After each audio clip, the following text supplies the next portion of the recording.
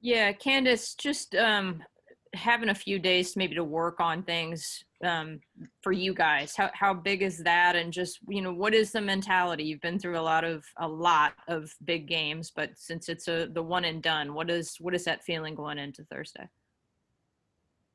I mean, it's been nice to be able to kind of work on us a little bit and, tighten some stuff up, given that we haven't had a lot of time to practice this season.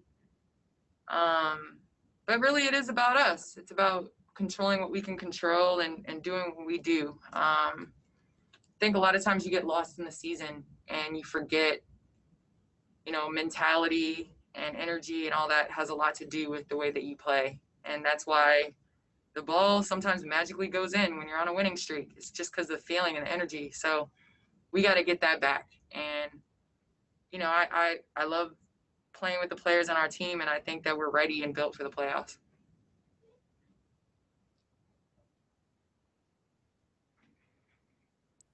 Oh, sorry, I was on mute. Jim Alexander, LA Daily News. Hey, Candace, congratulations on today's AP honors, by the way. Um, Obviously, this has been a different season in all kinds of ways. What are some of the more unusual differences, whether it's playing, whether it's practicing, whether it's preparing, or what have you, that have separated this from a normal season where you're playing at home? I think the biggest difference is like, I was walking in the lobby of the hotel yesterday and I saw a ref swimming laps in the pool. So to me, I think it's just weird to see everybody as like human beings. Like you see your competitors like eating and, in the lobby chilling. You see the refs, sitting in the lobby. You see them swimming. You see them working out. So to me, the weirdest thing is just to see the people that you're going to battle with in regular situations and regular life moments. Tufneen Nguyen, LA Times. Hey, Candace. I have another question, but just a reaction to that. Do you find yourself hanging out with your opponents more in the bubble?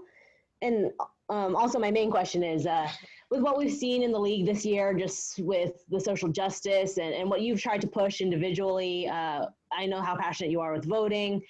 How much do you value whatever off-court advancements, achievements you can help push throughout your career, outside of just your playing resume, which by itself is spectacular also? I think it's super important, especially this generation. It was in the past, it was individuals. I mean, I grew up, my father and my mother put, articles about Bill Russell and Muhammad Ali. And, obviously hindsight is 2020 when you look back at what they stood for, but at the time it wasn't the popular thing. And to have entire sports leagues trying to make it better and to try to make it better for the next generation. I mean, that's inspirational for me, and to be a part of that and to be a part of this season, I think, is a historical season and what we're trying to accomplish and what we're fighting through. And so obviously voting is a huge action item, and we've seen the power of NBA teams and stepping up and using their arenas and their platform for polling places to get rid of voter suppression. And so I think that's just the biggest thing now that I hope everybody leaves with this, is that we do have a responsibility individually to vote. Howard Megdal, Next Tubes. Hey, Candace, great to chat with you. I'm wondering, you spoke about being able to take a little bit more of a bigger picture view for the team. I just wonder if you've been able to also think about this in terms of the following, which is for you to be healthy and playing as well as you ever have at a moment that the playoffs are here.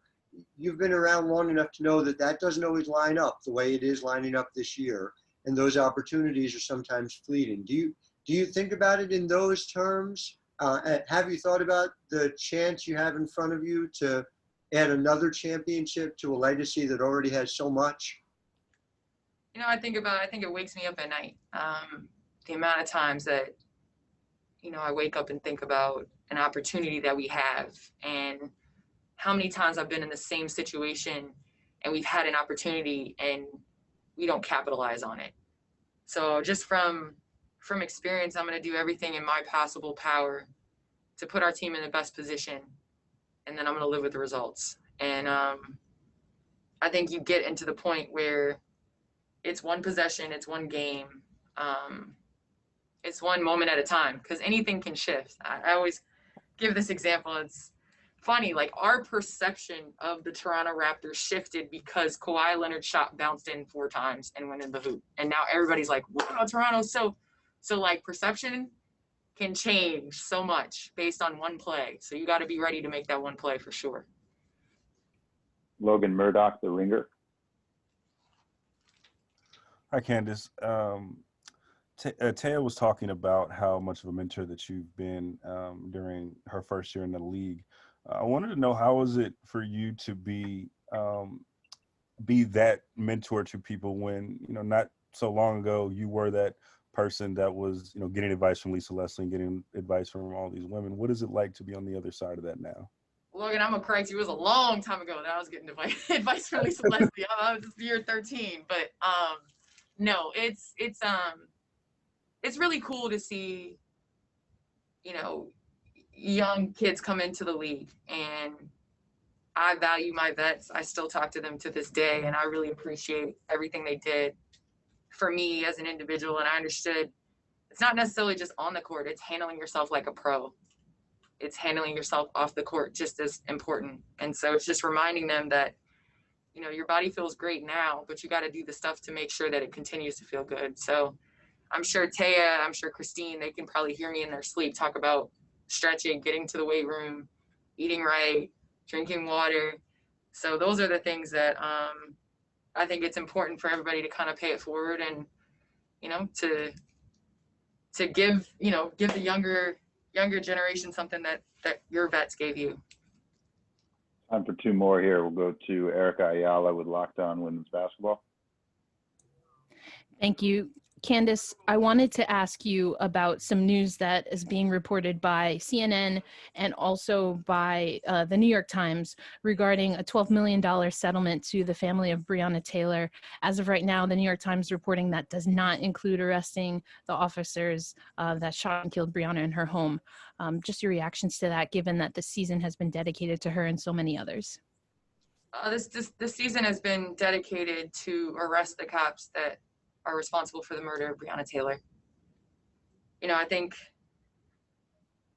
it's interesting that this is a step, but this isn't what our goal was. And obviously we wear Breonna Taylor's name on the back of our jersey, but she represents so many other women that have been killed because of police brutality. And so I think, as a mother, there's no amount of money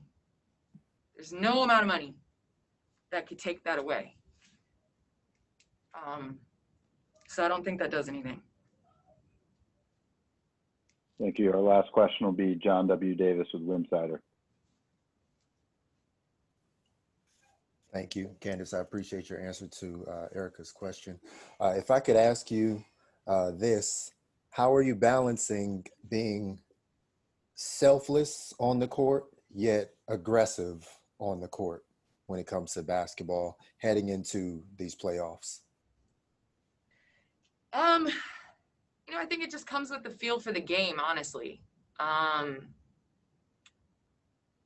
think we've done a good job of getting to this point in preparation of sharing the ball, and I'm going to continue to make the correct play. And sometimes what I feel is correct is not going to be right, but I think you got to trust. And that's the biggest thing is that I hope I've earned the trust in my teammates that they know I'm going to make the right play. And especially in the playoffs, this is where, your best player's got to rise to the occasion, and everybody's got to do what they do best. And so that's kind of just my thing. I do feel as though there are games where I come out and I know I have to be aggressive and active, and that's how it is every game in the playoffs.